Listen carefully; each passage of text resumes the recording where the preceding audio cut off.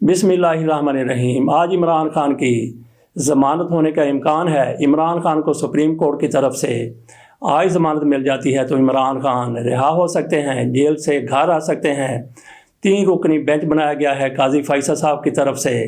Cipher case में ज़मानत का मामला है और साइफ़र केस में ही जो इमरान खान पर फ़र्द जुर्म आयद की गई थी वो भी इसी अदालत ने मामला देखना है। सबसे बड़ा तो इमरान खान को रिलीफ ये हो सकता है कि उनकी साइफ़र केस में ज़मानत हो जाए, और उसका इम्कान यूँ है कि सुप्रीम सबसे बड़ी अदालत है, इसके बाद कोई और बड़ी अदालत दुनिया में नहीं है। अगर यहाँ से भी इंसाफ किसी को नहीं मिलता तो फिर किसका इंतज़ार किया जाए, तो फिर क्या आखिरत का इंतज़ार किया जाएगी। यही सारी चीज़ें देखते हुए सुप्रीम कोर्ट से ये उम्मीद की जाती है कि उसकी तरफ से वो फैसला आएगा जो कानून के मुताबिक होगा, जो ज़ाब्ते के मुताबिक होगा, जो इंसाफ के तकाज़ों के मुताबिक होगा। अगर इस तरह से फैसला आता है तो फिर इमरान खान की रिहाई मुमकिन है, कतई मुमकिन है। इमरान खान को ज़मानत मिल सकती है। ये बेंच तश्कील दिया गया है जनाब जस्टिस तारिक मसूद साहब की सरबराही में। उनके साथ हैं याहिया फरीदी साहब और तीसरी जज उनके साथ बैठेंगी शाहिदा मलिक साहिबा। वैसे तारिक मसूद साहब को इस बेंच में बिठाने का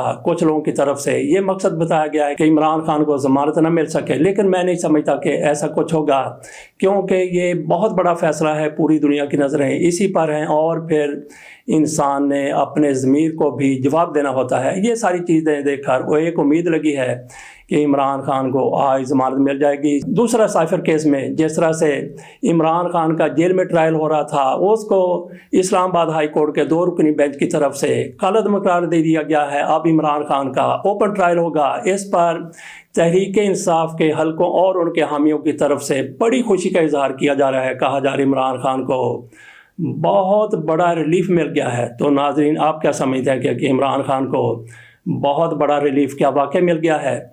यहाँ पे देखने वाली बात यह है कि इमरान खान का अब ओपन ट्रायल होगा, लेकिन जज वही हैं, जगह वही है। शायद जेल में ही ओपन ट्रायल का हुक्म दे दिया जाए कि वहाँ पे लोग जा सकते हैं। अगर वहाँ पे नहीं भी जा सकते, अगर जेल से बाहर आम अदालत में ये ट्रायल होता है तो भी जज साहब वही हैं, कवानीन वही हैं, ज़ाब्ते वही हैं और फिर सारा कुछ वही है। इमरान खान को अगर रिलीफ मिला है तो चंद दिनों के लिए मिला है, फिर वही कार्रवाई होगी, फिर वही सारा कुछ होगा।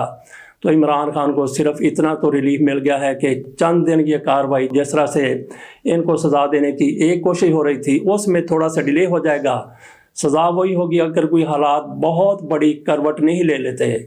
बहरहाल इसके बावजूद भी अच्छे की उम्मीद रखनी चाहिए। इमरान खान के लिए शायद अब सूरत हाल कोई तब्दील होती हुई नज़र आ रही है, जैसा कि सुप्रीम कोर्ट की तरफ से फैसला आने का इम्कान है। और जिस तरह से ओपन ट्रायल के बारे में कहा गया है, जेल में होने वाला ट्रायल कालादम करार दे दिया गया है। सारी की सारी कार्रवाई ज़ीरो से शुरू होगी और फिर मंथ के अंजाम तक पहुंचेगी। इमरान खान को यही थोड़ा सा रिलीफ मिल सकता है कि चंद दिन का डिले हो जाएगा, लेकिन जैसा कि लोग कहते हैं कि पाकिस्तान में हालात बदलते देर नहीं लगते, एक दिन की भी बाद मामलात में बहुत बड़ी अहमियत हो जाती है। ये तो इमरान खान को इस फैसले के हवाले से कई हफ्ते मिल सकते हैं, हो सकता है कि कई महीने भी मिल जाएं। बहरहाल अच्छे की उम्मीद रखनी चाहिए। उधर मियां नवाज शरीफ साहब की तरफ से खबर मानेका ने जो इंटरव्यू दिया है उस पर रद्द अमल का इजहार किया गया है। मियां नवाज शरीफ साहब की तरफ से कहा गया है कि मानेका ने जो बातें की हैं उसके बाद इमरान खान को रियासत मदीना की बात नहीं करनी चाहिए। इमरान खान को ऐसी बातें रियासत मदीना की उसके बाद सेब नहीं देती जो कुछ उनके बारे में खबर मानेका साहब की तरफ से कह दिया गया है। खबर मानेका साहब की तरफ से जो कुछ कहा गया वो पूरी दुनिया ने सुन लिया। शाहज़ेब खानज़ादा साहब उनसे जो कहलवाना चाहते थे उनसे कहलवा लिया, उनकी ज़ाती बातें कर दी गई। बुशरा बीबी के हवाले से बड़े ही उस किस्म के सवालात किए गए जिनको शर्मनाक तरीन कहा जा सकता है। और फिर मियां नवाज शरीफ साहब का इस पर रद्द अमल भी इंतहाई ज़्यादा शर्मनाक है। कौन सी आप लोग बातों को लेकर बैठ गए? यही बंदा कल हल्फन कह रहा था कि मैं बुशरा बीबी की पाक दामनी की कसम खाता हूं और इमरान खान भले आदमी है, लेकिन आज वो दूसरी किस्म की बातें कर रहा है।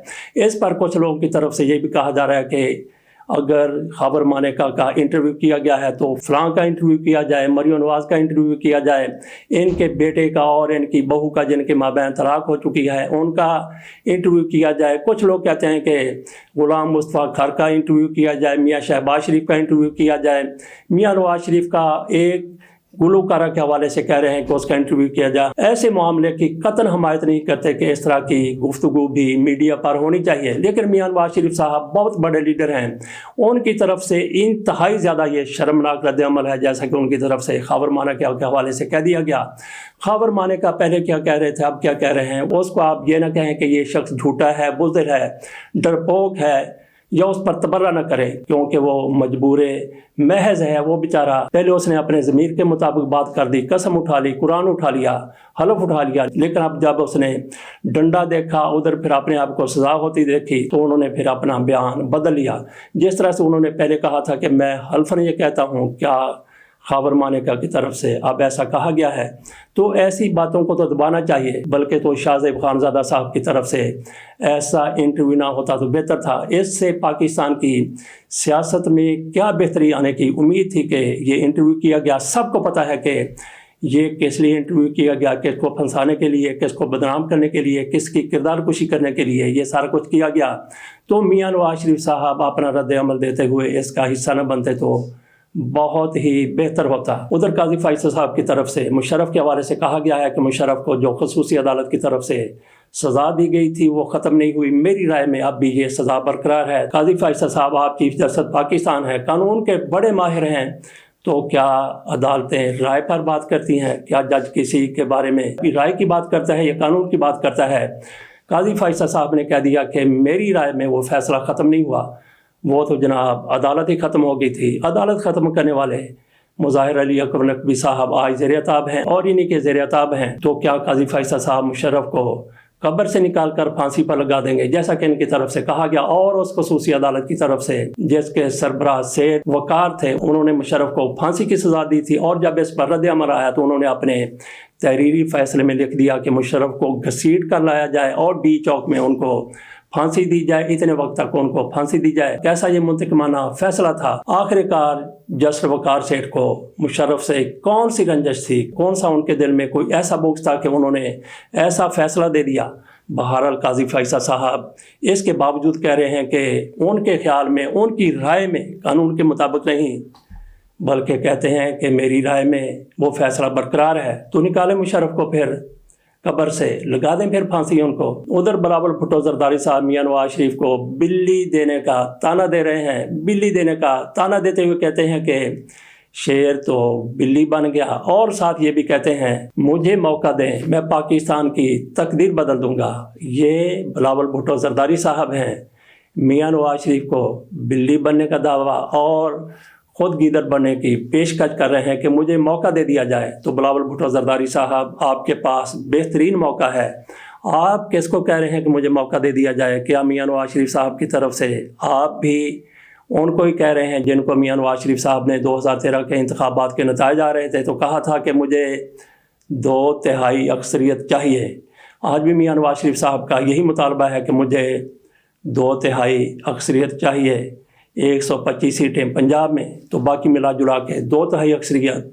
तो बिलावल भुट्टो जरदारी साहब क्या उसी तरह से मौका लेना चाहते हैं? तो फिर बिलावल भुट्टो जरदारी साहब मियां नवाज शरीफ साहब को बिल्ली बनने का ताना दे रहे हैं, तो खुद क्या बिलावल भुट्टो जरदारी साहब गिदड़ बनने की पेशकश कर रहे हैं? इसमें कोई शक नहीं रह जाती कि अगर आप इस किस्म की पेशकश करते हैं तो फिर गीदड़ बनकर ही आपको ये सारा कुछ मिल सकता है। साथ बिलावल भुट्टो जरदारी साहब कहते हैं कि मुल्क में अगर कोई मसला है तो पुराने सियासतदानों की अना का मसला है। नहीं मालूम हमारे बुजुर्ग सियासतदानों के इरादे क्या हैं। पुराने सियासतदान सियासी मुखालफत को ज़ाती दुश्मनी में बदल चुके हैं।